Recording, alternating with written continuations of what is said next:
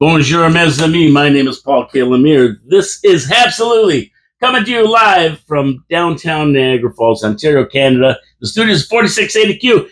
And look who's here today. Patrick Waugh? No, mes amis. This is Jean-Louis Filion. Ah, bonjour, mes amis. Ça va bien? Ça va bien. Hey, you know what? It's been so long. I hope people haven't forgot about you. Who? Me? No. No, Vinny asks about you all the time. My cousin Vinny. He asks about you all the time. And if you don't believe it's absolutely, look over there. That's official, baby. Absolutely. Woo! So, John, what a few weeks we've had here. It almost feels like the season's going to start any second now. Like tomorrow. It almost seems like it. There's so much going on, and I almost think we have a whole new team. It seems like it, but we've added a few parts. We've subtracted a few parts, and it's all the parts I wanted to get rid of, and it's all the parts that we were looking for. So it's amazing what's going on in Montreal. Yeah, ETU, A2. You remember A2? A2? Expect the unexpected. A2. That was the flavor of the draft and free agency. I'll tell you that, because a lot of people did not expect guys like Dvorak, Armia, Pezzetta to be gone. Mailloux. Logan Mailloux is maybe a bit of a surprise. Yes, for sure it was. Maybe a bit of a surprise. But in trading Mailloux, they're definitely they traded Mailloux after they picked up a top 10 defenseman. Absolutely. So that changes things, right? Yeah, well, see, the thing is that we suspected that Hughes was going to deal 16 and 17 for something, because that's just the way he operates. He did it with Newhook. He did it with Doc. I mean, this is the way he operates. So that wasn't totally unexpected, but to get Dobson. Yeah, nobody was talking about Dobson. No. And I just love it. I mean, we've got ourselves a defense now that's second to none. I mean, unbelievable. We may have, I think, two of the best defensemen in the National Hockey League. We may have two of the top 10 defensemen in the NHL. Exactly, and for a long time. For as long as we feel that we need them. Yeah, and I was talking about last week on the show, or maybe a couple shows ago. But I said the good thing about Florida was that they weren't afraid to move people. This is the big thing about Florida. They're not afraid to move people. They've moved people, and they've made their team better, and they moved them for better or for worse. Sometimes, they're going on a wing and a prayer to make these moves, but they work out. But they're not afraid. They're not afraid to try to make their team better. And we've seen how it works out. And now Hughes is kind of doing that. He's saying, hey, people are saying, don't get rid of Dvorak. He's a center. He's a face-off specialist. Don't get rid of Armia. Him and Evans are the best penalty kills in the league. Don't get rid of Mailloux. He's going to be a superstar defenseman. But Hughes is going, hey, I'll get rid of anybody to make the team better at some position that we really need. And we have a lot of defensemen. Well, I think the other thing we were trying to do is make the team a Stanley Cup contender maybe 3 or 4 years from now. Yeah, dynasty. So where would a guy like Christian Dvorak be with this team in 3 or 4 years? And we talked about this 2 years ago. Where will Joel Armia be in 3 or 4 years? Now, let's face it, Dvorak and Armia really stepped up and had stellar seasons this past season. They did. They really did. They've been contributing. They've been playing hard for the Habs, and I think everybody was extremely pleased with their performance. Is that Liney? Over the last half season. Okay? We got to the playoffs, right? We played in the playoffs. Yes. And it's nothing against Dvorak or Armia. But both Dvorak and Armia needed new contracts. They didn't fit into the plan of us signing them to a 3 to 5 year contract for maybe $4 to $5 million a season. It doesn't work for us. It doesn't work. And so at one point you have to say thank you and we need to move, and we have to move on. And goodbye, goodbye, and so long. We need to move on. We wish you the best. And Pizzetta, I'm glad he got traded because he wasn't playing, and I like Pizzetta. And he said Toronto was a team he always wanted to play for, so he got his wish. I mean, it's great when, and I think all of us would say the same thing. I mean, if you and I, if we grew up, like when we were young, it would have been anything for us to have played for the Montreal Canadiens. Yeah, so if we if we had been drafted by Toronto, yeah, of course we would have played for the Leafs, but begrudgingly, in a sense, we would have been like, boy, my dream was to play for l'équipe de Canadien. And so when that dream happens, I'm sure even with like a guy like Domi, Maxi, he probably is very happy playing in a city that he grew up in. And so for Pez, if that was his team, so be it. Yeah, good for him. And I love Pez, but obviously the way Pez was employed last year, there was not a future for him on l'équipe de Canadien. No, and I'm happy for him because I like Pez, and I hope he does well in Toronto. And I think he'll give them a little bit more of that grit they always talk about because he is a gritty player, and he's always out there trying when he's on the ice. There just wasn't room for him on Montreal, let's face it. He didn't fit the plan. He didn't fit the plan. So the bottom line in the draft was that Hughes kind of did the things that I thought. The one unexpected thing he did was trade 41 and 49 for 34. Pick number 34 to get what was his name? Koskoski or what the heck was? I got it down here somewhere. We're kind of getting into it a little ahead of what I wanted to talk about if I have written down. But what was his name? Zarkovsky. Zarkovsky. And I really am impressed with that move by Hughes because they wanted to pick up Zarkovsky with 16 and 17. Montreal had him rated a lot higher than 34. And when they had a chance to get him at 34 and Boston was willing to work the trade with them for the draft picks, they jumped right on it. They did. So I'm looking for good things from this Zarkovsky. Montreal, they made a move to get this guy, and it wasn't an accident or by coincidence. No, he has one more year, I believe, in Russia. Yes, he wasn't at the prospects. He couldn't get his visa in time. Like my understanding. That's why he wasn't at the prospect camp. But he's a forward, which we need. Play with Demida. He knows Demida. Yeah, I guess they grew up together, actually. Yeah. Buddies. They played hockey. Comrades. They played hockey when they were 8 years old. Like together. us. Exactly. And one day they'll have a radio show. But comrades in arms. But I think that again, it's still acquiring talent, the best talent that's available at the time, because you just like we acquired Logan Mailloux a couple of years ago, and now we used Mailloux now in a trade, and we've got another forward who is maybe a top 6, middle 6 forward. Yeah, it's fantastic. And we're going to get into more of that later on. But let's get to some viewer comments. Okay. Then we're going to do Habs Trivia. Habs Trivia. That's right. I got a good one today, too. Great. Vinny's not going to get this one. I don't care what he says. He's not getting this one. He's pretty good. He's pretty good. He's very good, actually. Too good. But I got him. I'm going to get him this time. Good. If he gets this one, I'm going to give him hats off to Vinny. So let's go to viewer comments. Then we're going to get into all this draft and free agency stuff. At Vince Who Don't Speak of the Devil. Here he is. Great show, Paul. Thank you very much, Vinny. I just watched Ricky Camp's scrimmage game and also prospect interviews.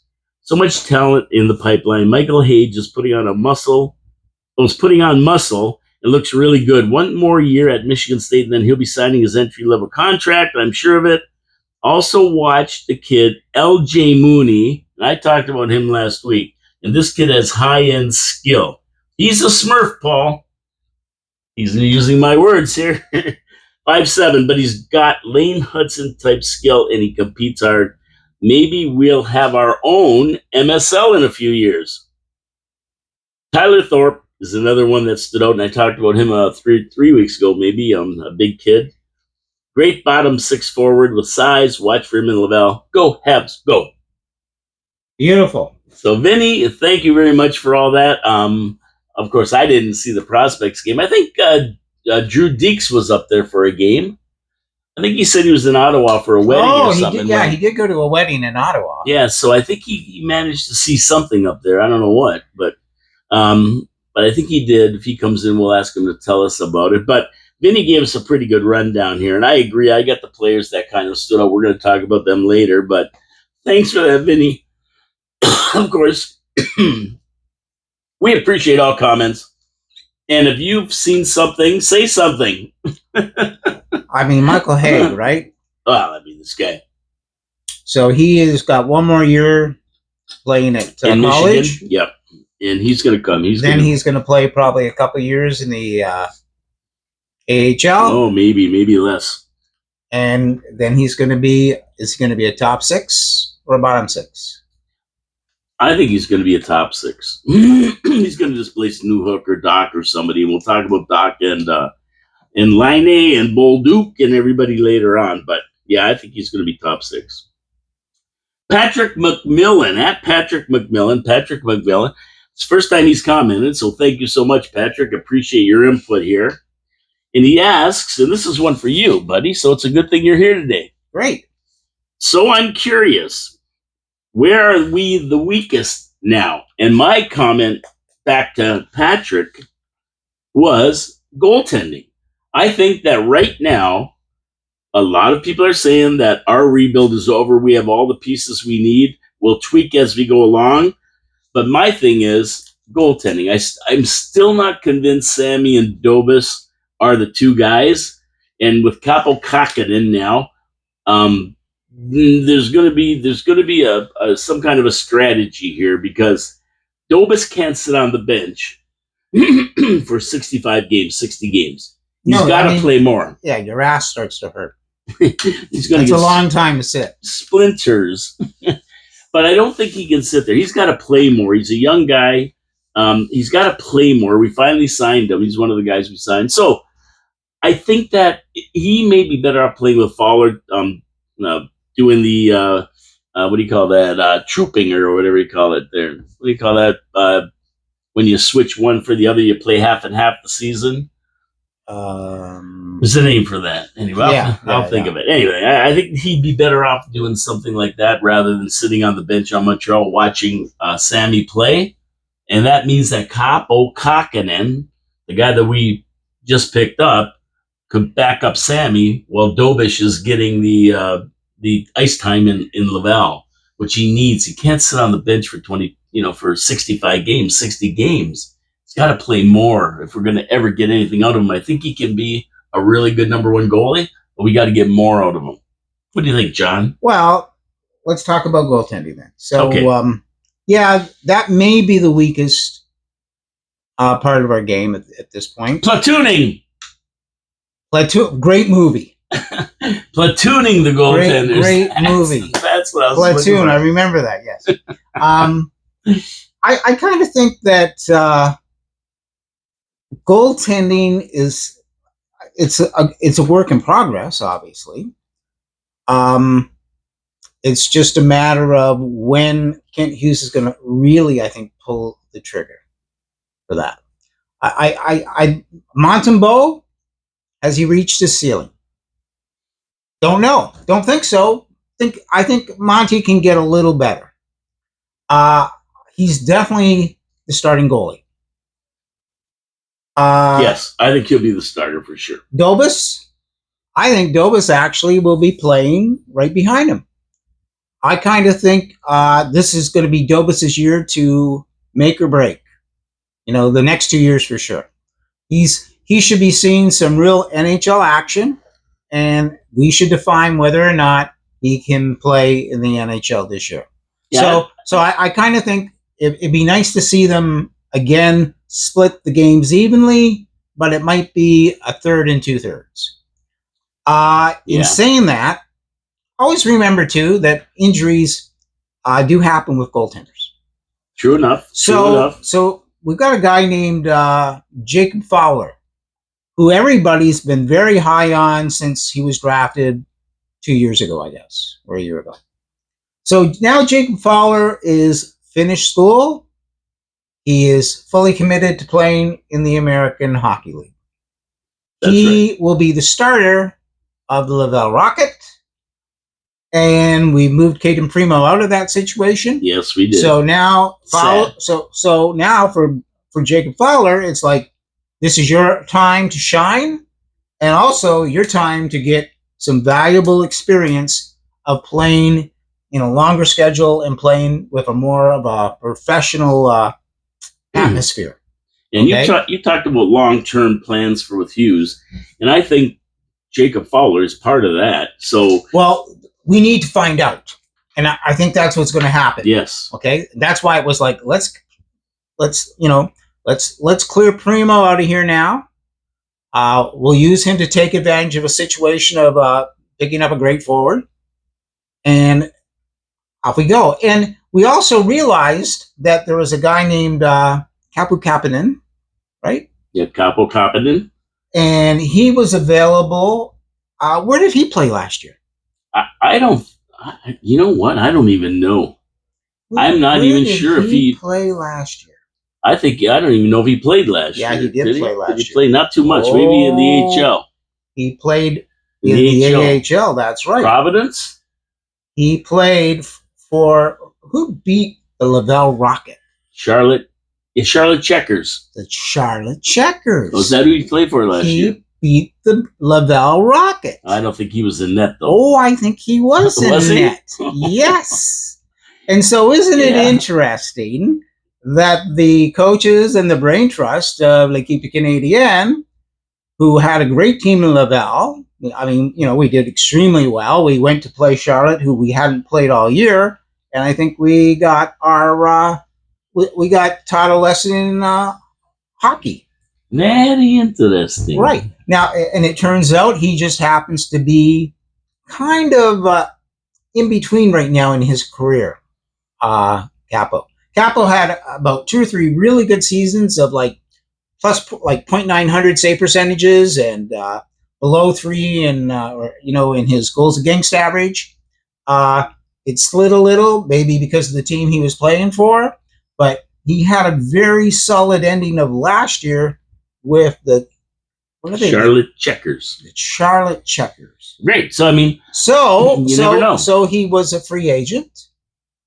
So I think we signed him to a 1-year deal. So even and that's part of the scheme. Again, it is like balancing the budget here. So now we've got a guy who we have for the next year, and we can utilize him.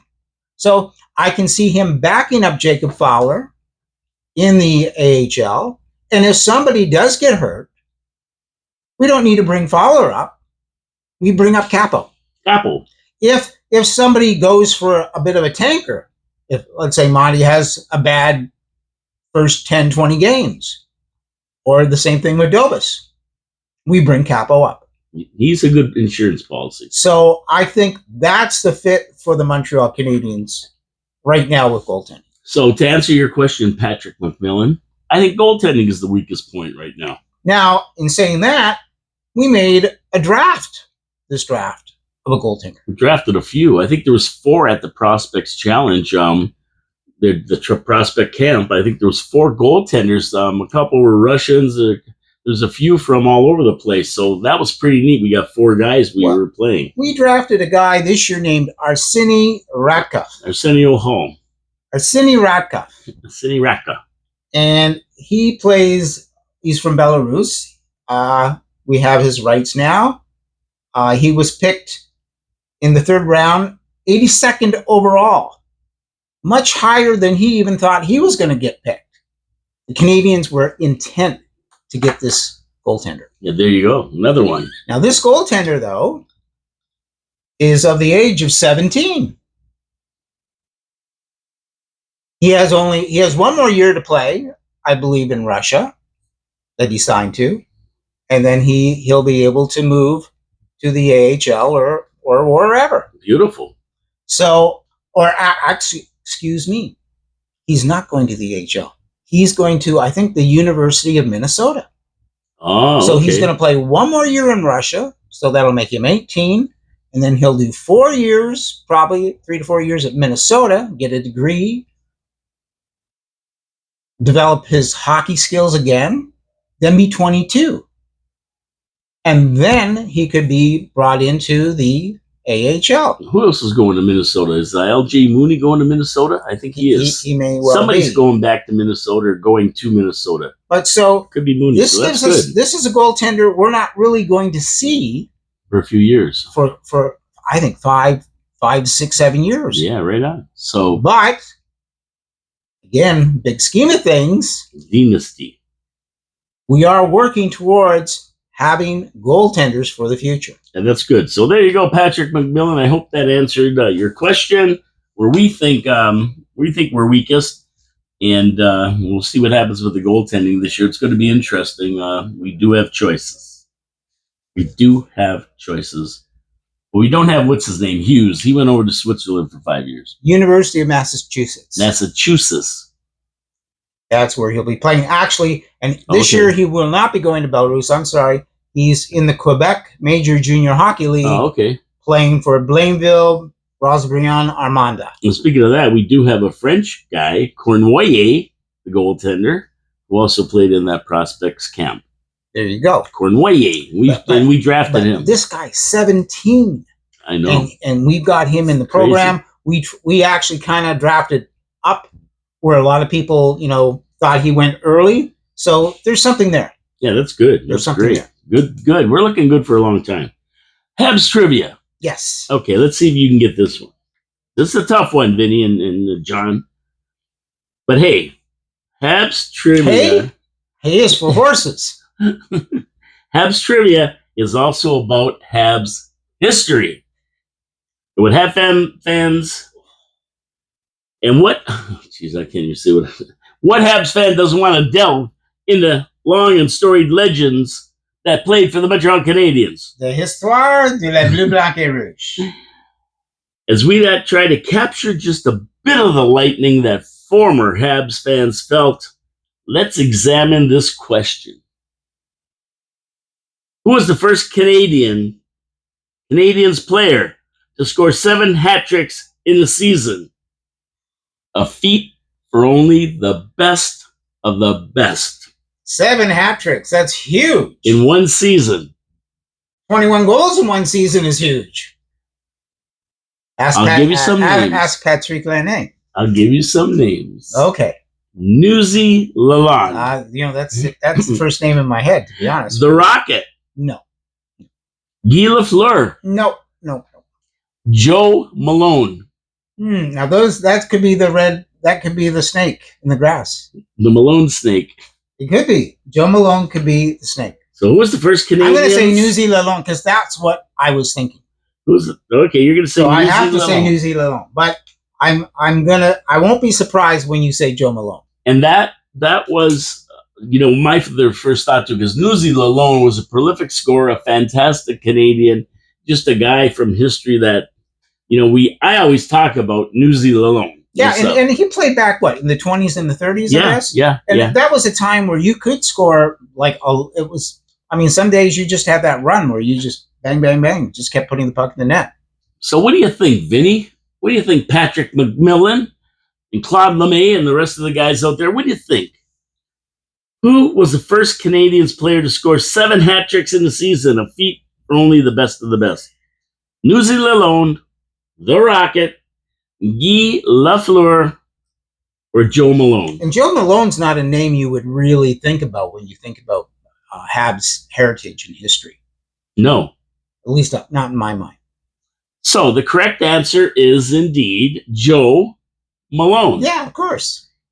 In 1917, Maurice Joseph Malone, nicknamed the Phantom. Oh, I love that nickname. Who can we call the Phantom on our team right now? I would call Laine the Phantom because he disappears all the time. 5-on-5. I call him the 5-on-5 Phantom. But they called him the Phantom. Came over to the Canadiens when the Quebec team was disbanded. The NHL, founded in 1917, did not include Quebec, so the team was disbanded and Joe Malone was claimed by the Habs. 1917. Yeah. Is that the first year of the NHL? First year of the NHL. And for some reason, Quebec wasn't allowed in. And every one of their players, if they signed a contract with another team, they had to pay Quebec $700. And it doesn't sound like a lot, $700, but back then, $700 was a lot of money. For sure.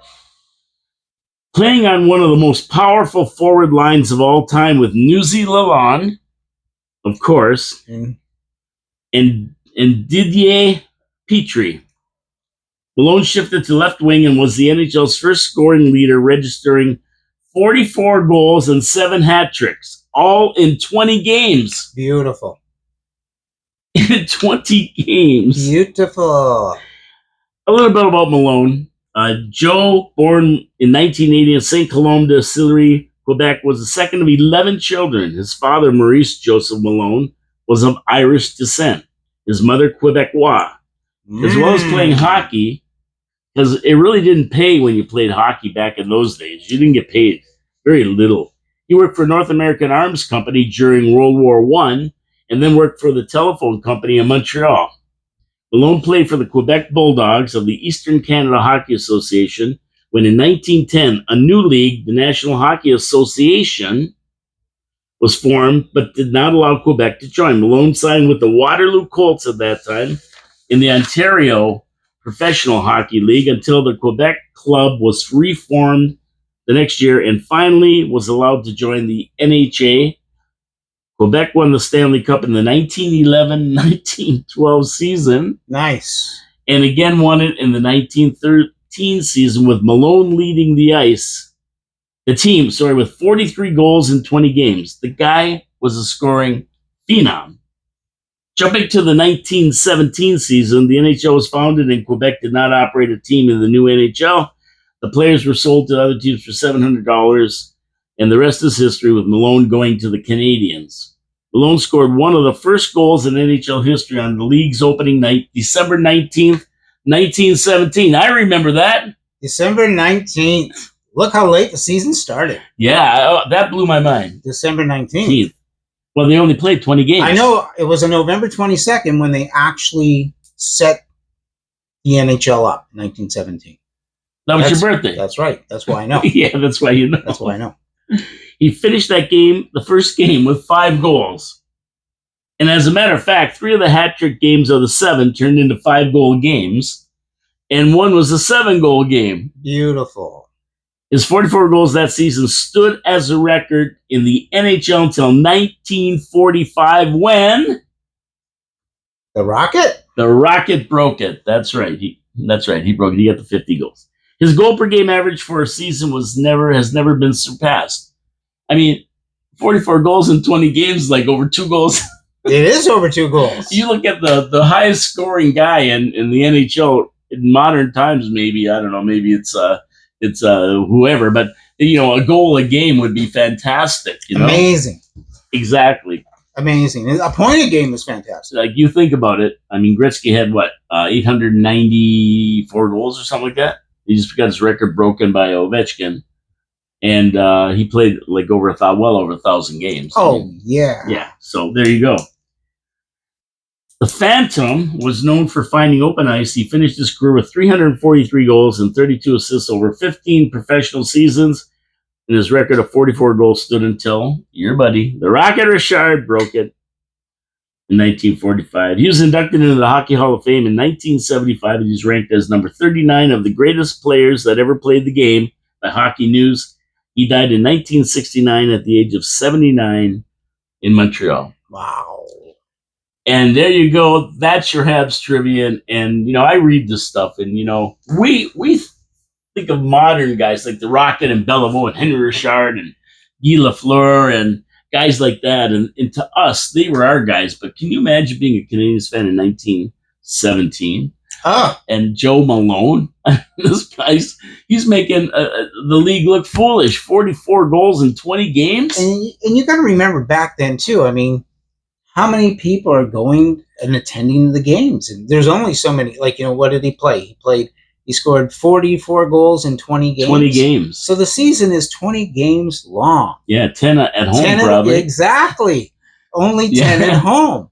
And at one point, even back in the NHA days, before the NHL, I mean, at points, some of those games were actually being played outdoors. Yeah.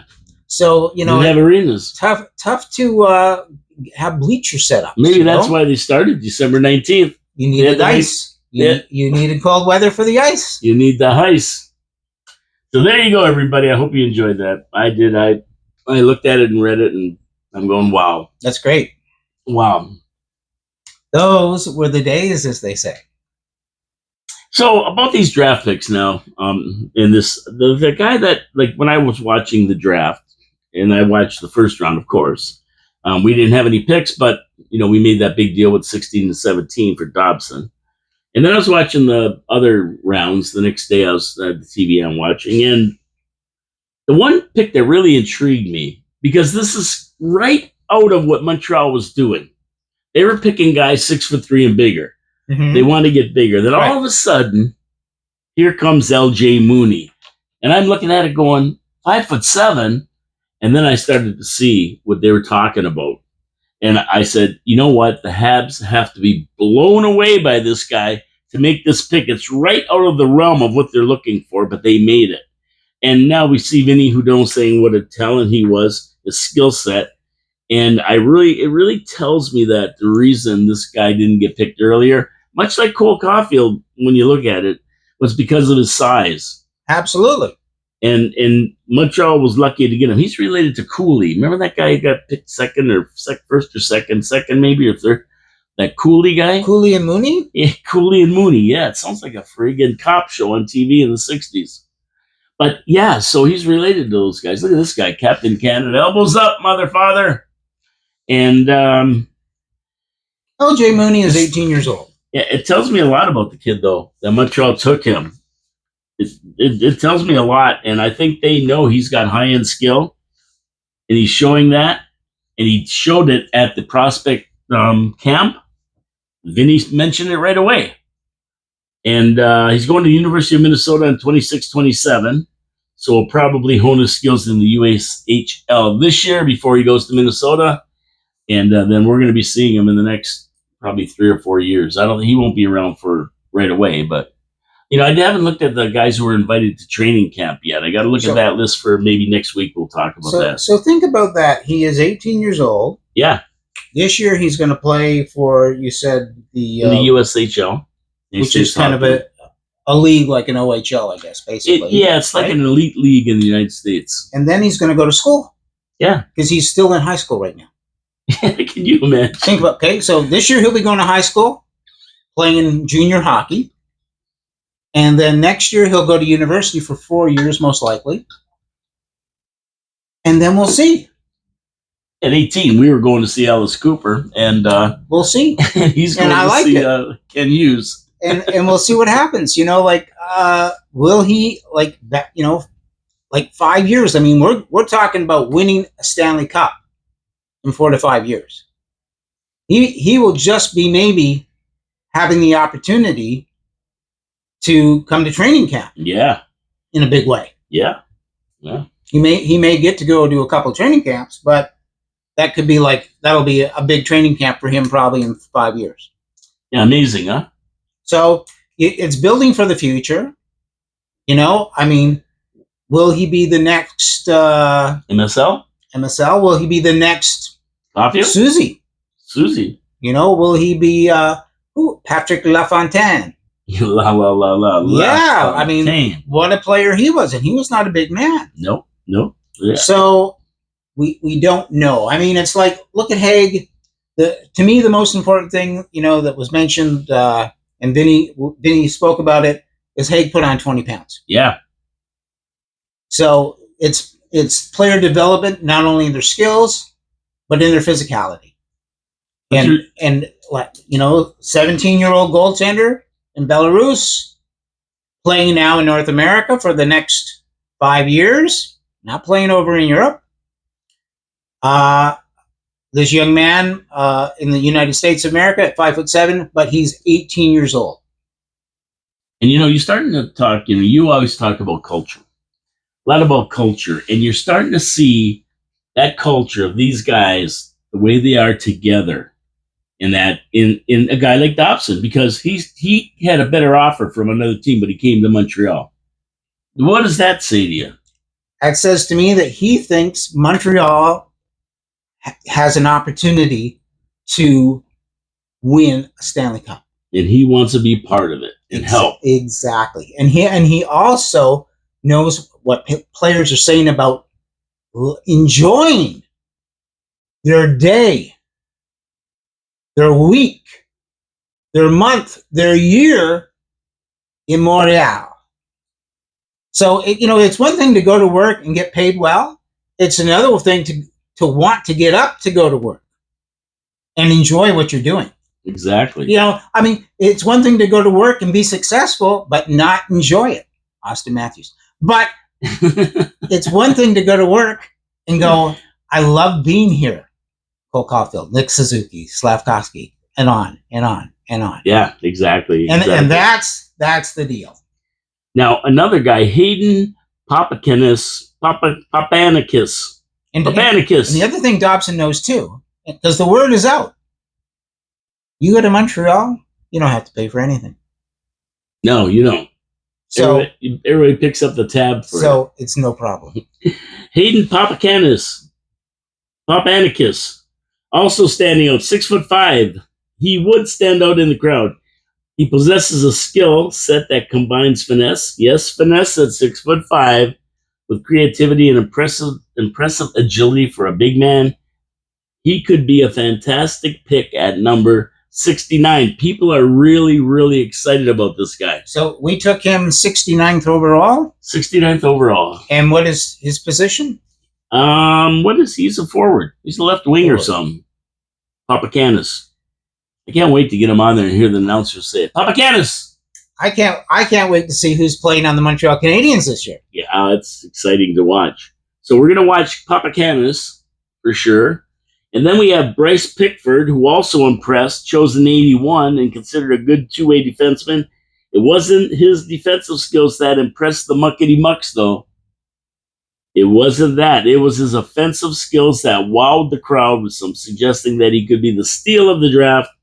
And a big kid, Tyler Thorpe, who I talked about a couple shows ago, is impressing. I mentioned him as a watch several shows ago. I think he played for, he played out west, Vancouver Giants. Well, again, another reason why, you don't have to hang on to a guy like Logan Mailloux. Exactly. And if Logan Mailloux can bring you a forward that you badly need now because Armia and Dvorak have moved on, and Pizzetta, so be it. So those guys were the ones everybody was watching. And Zarkovsky, he wasn't there, but he is considered an A prospect. And he may be there for the Prospect Challenge in September when Habs Prospects takes on the Leafs Prospects. If the visa or whatever, was the problem, he'd probably be there. Yeah, the visa problem. Yeah, I hope he gets in, because I'd love to see this kid flying around the ice against the Leaf Prospects. And that happens, I think, in August. No, it's September, sorry. September, when Habs Prospects take on the Leafs Prospects. So who do we sign? Who was signed? Well, Dobish was signed. Trudeau, defenseman, was signed. Marco Delgado. Sean Farrell, we heard his name before. Alex Belzile, yes, we heard his name before. Sammy Blaise. Now, this is a guy we picked up, and Sammy Blaise is a solid player, and he's looking to get back into the NHL swing of things. And I think he'll get his chance with Montreal, since we got rid of Dvorak, Armia, Pizzetta, and that in the bottom six. So he's a bottom six guy. He might play in the fourth line or something. Really? But he is I think he's going to make the cut. Well, that's interesting. Sammy Blaise. Yeah, he played for, what did he play for? St. Louis or somebody? We got him from. But yeah, he was in the NHL before, and he's going to be back. He's from, I think, Montreal. Okay. Taapo Kakinen signed him, and Vincenz Rohrer We signed all these guys. All these guys are signed now. And if you're asking who they are, well, so am I sometimes. But we know Capo, and we know Sammy, and we know Alex, and we know Sean, and we know Trudeau, right? Trudeau was there. Yeah. And we know Dobish. He was the prime minister. Now he's playing hockey. Now we got somebody worse. And Vincent Rohr, I never heard of him, but maybe Vinny did. Vincent's. You know, there are so many players in the system. There are. And that is the goal, is to be able to have a great team playing in Laval year after year. But I mean, think about this. We have, like, starting this year on the team, a guy named Zachary Bolduc. Bolduc. See, Bolduc is a guy who they think if Doc falters or can't play or whatever the hell's wrong with him, he's always got something wrong with him, that Bolduc can step in. And that's why they're saying that the rebuild is done. Now it's tweaking the lineup to see who can fit with who. So Bolduc will be playing. Bolduc. A lot of people think he's going to be on the second line. Yeah, center. Second line center. So that is big. But I think if Doc is ready to go, Doc's going to get the chance first. Well, Doc will definitely be playing if he's healthy. And our guy, who is Mark Bureau, I think his name is, who's the face-off coach on Montreal, he's going to work, especially with Dobson, to make him a face-off specialist. That's going to be his goal. Dobson's a defenseman. Oh, sorry, not Dobson. I'm talking about Bolduc. Bolduc. He's working with Bolduc to make him a face-off specialist. Okay. Yeah, Dobson's D. Yeah, right. But Bolduc is the guy. That's the guy they're going to work with. I don't think he'll be the center on the second line because Doc has to be given a chance if he's ready to go. And they say, according to everybody, he's ready to go. He's all healed up, and he's going to be. Well, this is the year I think we find out if Kirby Doc is going to be with the Montreal Canadiens. I agree 1,000%. I think this is a year for a lot of guys. Laine, because his contract's up. If he doesn't give us something, he's gone. And Doc, that experiment is going to be over 3 years, 117 games. That's all he's played. And he's got like 40 goals or something. We're hoping he has a healthy season and does what we think he can do. But over 3 years, he hasn't shown it. Well, he needs to have a healthy season, or I think he will be gone. Yeah, as far as Patrick goes, I mean, you know what? We didn't have Patrick Laine last year. We would have made the playoffs. That's what people are saying. It's true. I don't believe it. I do. I don't believe it. I do. And I'll tell you why. Okay. Because I think Colt Caulfield could have got a lot of the goals that Laine got. I don't know. I don't know. I think Caulfield would have been at 45 goals if he didn't lose that position on that left face-off circle or the right face-off circle, your goaltender. Mm-hmm. But I think he was blasting him in, and I think he would have got more goals. But Laine took that away on the power play because he sure didn't do anything on the 5-on-5. He struggled. He struggled. And, You're so nice. You're a nice guy. And you have to remember, he came off a pretty horrific injury he did. at the beginning of the season. Yeah. And plus, he's not, I think he's got a little bit of What's that? That's like, you know what I mean out there, right? So, anyway, Patrick got married this year. Yes. Just got married, I think, 2 weeks ago. That might settle him down. Relatively speaking, I think he's had a pretty good year compared to the year before. So now it's totally up to Patrick Laine, who should be much fitter and should be able, and he should know where his game was lacking, 5-on-5, and he's got to come to the table. You know, he's got to show us whether or not he is Austin Matthews quality during the season.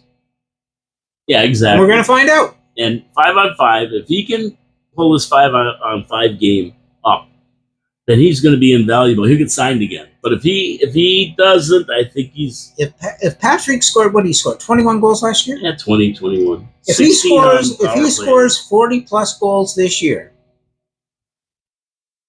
he will be with the Montreal Canadiens. Without a doubt. If If he And gets that's 40 goals, and that's what we need from Patrick Laine. we really do. Because remember, we were talking about this last year when he was on that second line before the season started, that we thought the second line might be better than the first line. Could become the first line, basically. Yeah, and with him getting injured, of course, that never transpired. That never happened.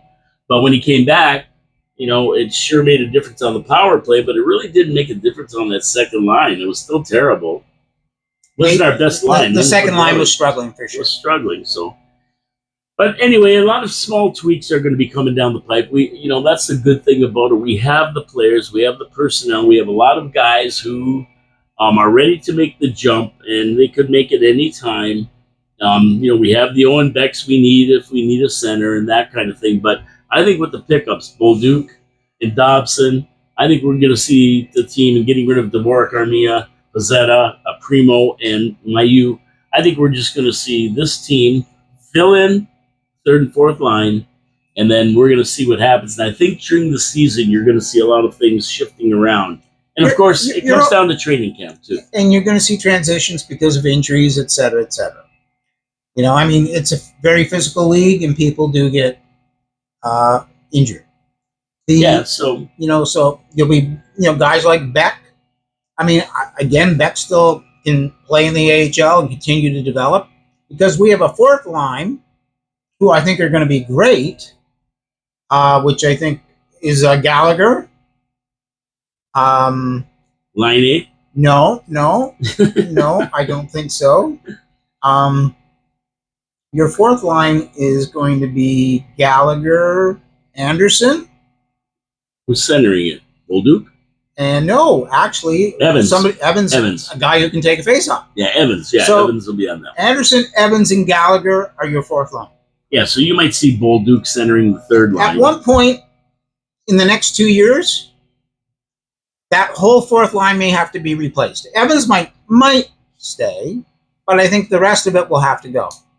No, because of age and everything else. Yeah. And I think at that time, that's when a guy like an Owen Beck, maybe a Joshua Waugh, maybe some of the other players that we've talked about over the last years that are in, Haig by that point might be ready to come up and be on that team. Yeah, and we still have Savvy Blaze that's got to fit in there. Blaze may ride the bench. He may be sitting out like Pizzetta, but more frequently visiting the bench. He may be moving into the lineup more often. No, we still got to replace Armia and Dvorak too. So Armia and Dvorak are replaced by Bolduc, right? Yeah, Bolduc. Yeah, Bolduc and Kapanen. Yeah, Kapanen's going to be there. And a guy named Demidov. Well, Demidov's going to be on the second line. Yeah, probably but Demidov only played 2 games at the end of the season, so he really wasn't on the team. Yeah.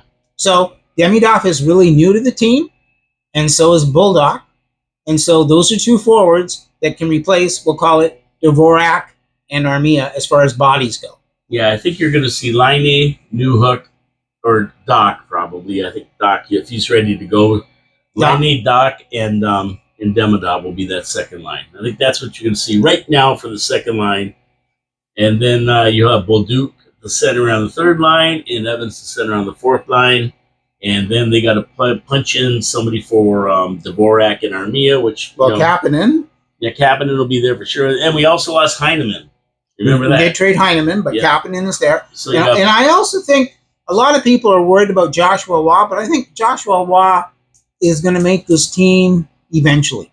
Yeah, he'll probably come up eventually. And Savvy Blaze is there, too. He's got experience in that. So you may see him start out on one of those lines. So I don't know if he'll stick around. But then there's still a lot of talk about another guy that we might pick up. Yeah, Sidney Crosby. Sidney Crosby? Yeah, Kiprio said after the Olympics Olympic break, Sidney Crosby's coming to the Habs. Wow. Kiprio said that. Well, there's a guy named Evgeny Kuznetsov. Evgeny Kuznetsov.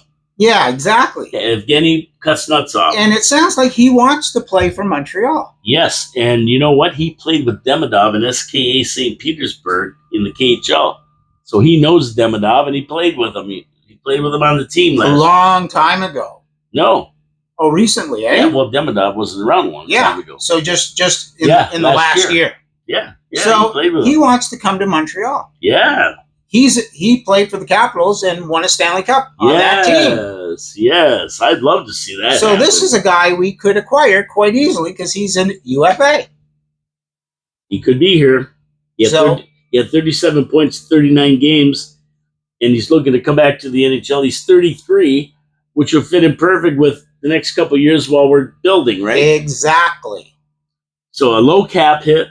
Exactly. He knows that he's going to not take a huge contract. Yep. And he wants to play for us. And he's a Russian. And he could be a beautiful stand-in until Michael Hage is ready to come up. And definitely could help as far as why not? Guys like Demidov and the fellow that we just drafted this year. I like it. And we're also looking at a guy named Jordan Kyrou from the Blues. He's continually. There's a lot of talk about bringing him into the fold. You're trying to get him in, and of course Sidney Crosby, who's going to come to Montreal after the Olympics. I don't think Tim Hortons is very big in Quebec. Like he sells like coffee, doesn't he? Sidney Crosby? Yeah. Like he's always I see him like working in a Tim Hortons all the time on TV. He's always there with McDavid. Right? Yeah, exactly. That's what those guys do. They collect hockey cards and they go and have coffee at Tim's. I don't think they have that in Quebec.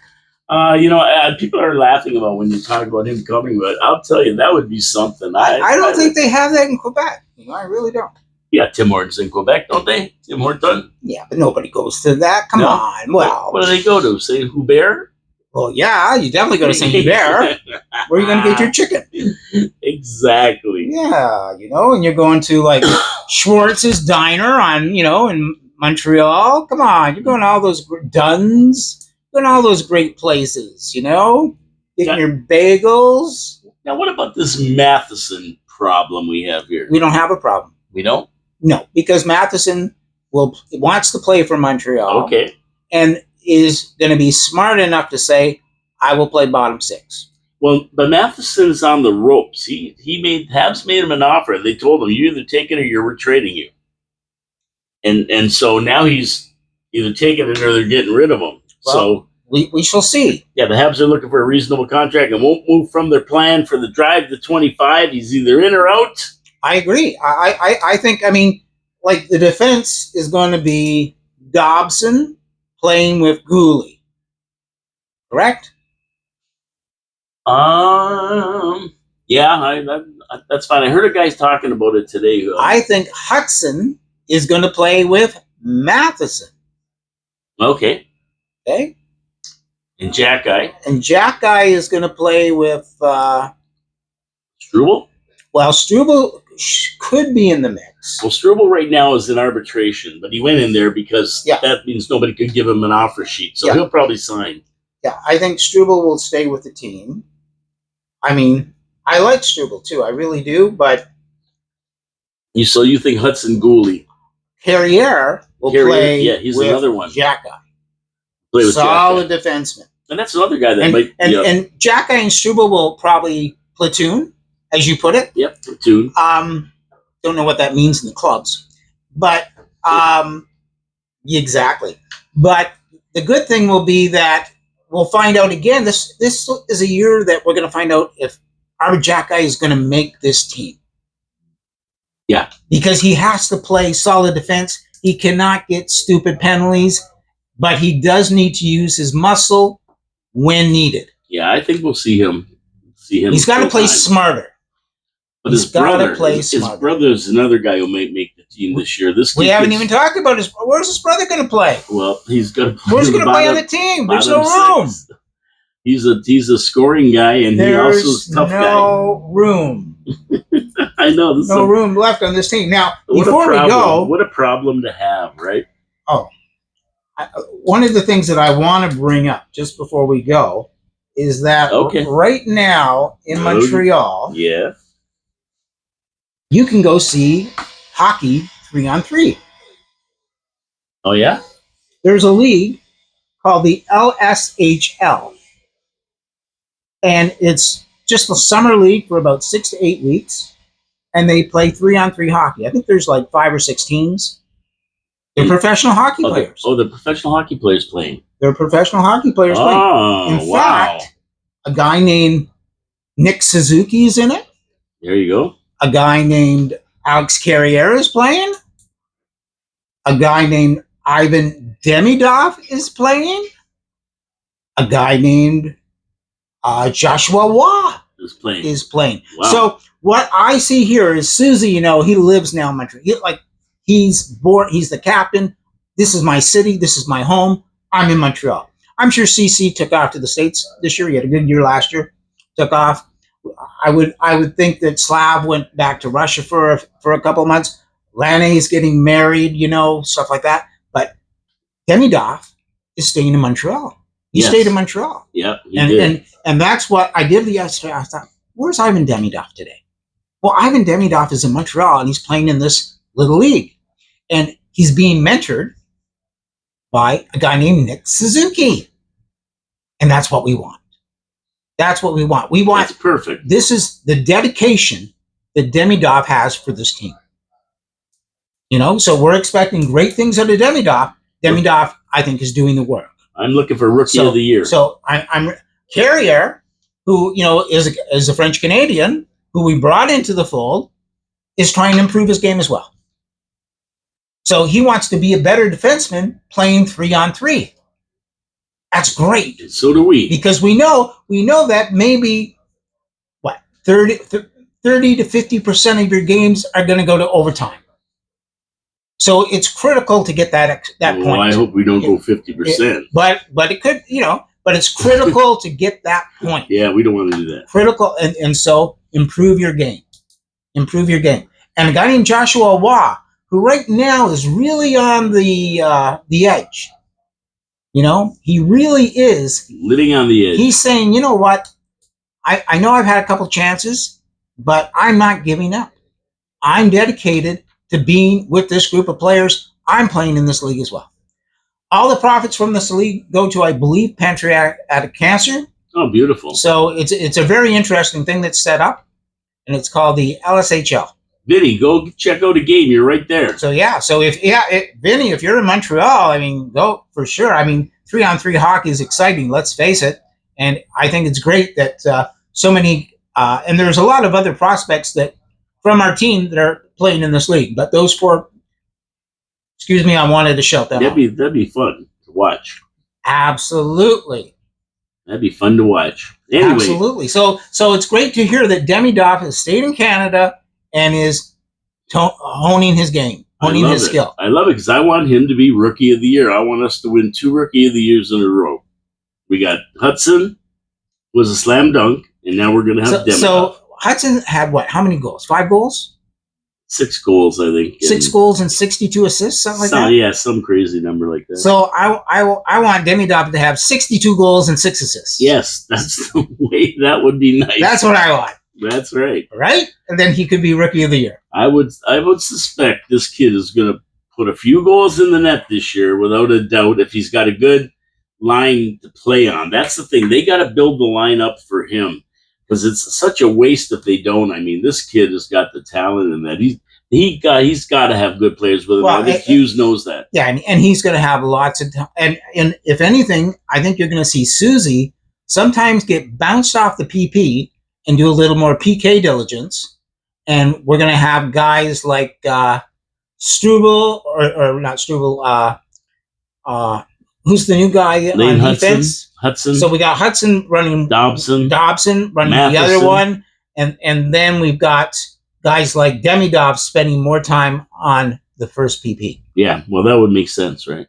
That would make sense. And the other thing that I think, too, before I leave, is that Slavkovsky, this is going to be an excellent year for him. Oh, yeah, he's going to step up this year. It's going to be a big year. He's going to be a little more physical this year, and we're going to notice a big difference. Yep, he's growing up. Anyway, we got to get out of here. Anything else? It's 12:59. Yep. I think we're good. I think we got to go. We covered a lot of stuff. Yeah, we did cover a lot of stuff, and there's more to cover next week. So I will be back next week. I'm not sure about John, if John can make it back. Next week might be a tough week for me, but in 2 weeks' time for sure. Perfect. Okay, well, we got lots to talk about as we move into it. October 7th is the start date of the NHL. And, I didn't know if you knew this, but this is the last year. It's an 82-game schedule. You know that, right? No, I didn't. That's it. So now it's going to go back to 70. Excellent. It's going back. It's going 50, up to 80, 84. 84? 84 games. Two less exhibition games. Yeah, I'm tired. Right? 2 less exhibition games. Right. That's the way to do it. That's what they're going to do. They're going to cut the exhibition. And this year, too, is the All-Star Olympic. Season. The Olympic season. I think the Olympic season is 2026. Yes. So there you go. It's going to be an exciting season. We're not that many days away. We're getting closer every minute. Like John said, it seems like it starts tomorrow, but it doesn't. We still have a lot of excitement to go. Thanks for tuning in, everybody. Hit the subscribe button. Come on. I see all these views, but the views are... We need more people subscribing. We need more comments, too. We need to hear more more opinions about what we're speaking to. Yeah, tell us we're jerks. I don't care. One guy said we want to know more about what you think about what the Habs are doing and things that we might not see that you can tell us. One guy said I should audition for the Pirates of the Caribbean. That's a new movie. You know what? That's a great idea. It's a new movie. Yeah, I'll be your agent then. You're the manager. Yeah, $7 million. If we can sign you for like $7 million and I can take 25%, I'm laughing. John the manager, Paul Kalemir. I like it. Absolutely. Bonjour, mes amis. Have a great day. Au revoir. Au revoir. We'll see you next week. Au revoir. Promises made, promises kept. See you next week at noon on HABSOLUTELY. Tune in on 4680q.com or check out the video on YouTube, Rumble, X, and Truth Social. We're on all of them now. Wow. Ciao, ciao. Ciao, ciao, amigos.